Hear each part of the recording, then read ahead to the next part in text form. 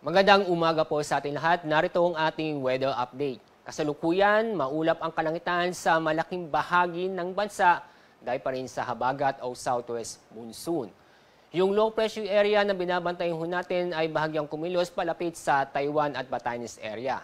At kaninang alas 4 ng o alas 3 na madaling araw, ang layo ng low pressure area ay nasa 405 kilometers sa may north-northeast ng Itbayat, Batanes. Ito'y nanatili pa rin mababa ang tsansa na maging bagyo. Inaasahan po natin sa loob ng 24 oras, nasa labas na ng PAR itong low pressure area. At sa ating magiging lagay na panahon ngayong araw, dahil sa habagat, makakaasa pa rin ng mga kalat-kalat na pag-ulan at thunderstorm sa Bataan, Zambales, Occidental Mindoro at Palawan. Samantala, yung lalabing bahagi po ng Luzon kasama ang Metro Manila ay inaasahan po natin na magiging maganda at maliwalas sa panahon kung saan ay halos buong araw bahagyang maulap ang kalangitan. Pero may tsansa pa rin ng mga isolated na pag-ulan.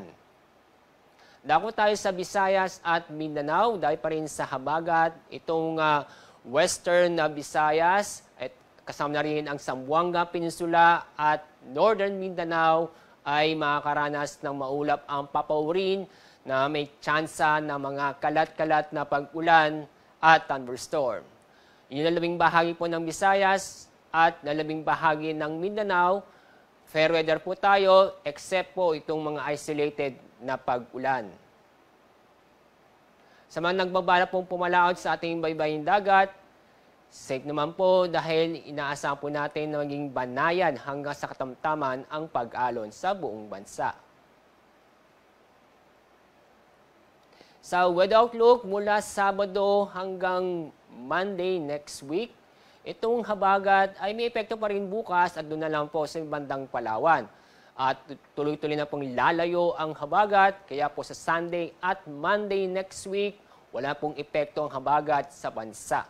Kaya sa mga pinulungan tulad sa Metro Manila, sa loob po ng 3 araw, fair weather po tayo except sa mga isolated na mga pag-ulan.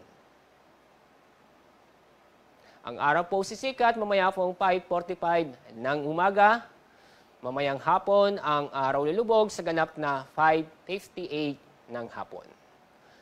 Yan po ang ating update sa ating lagay na panahon. Mula sa Pag-asa, ako po si Alzar D. Aurelio.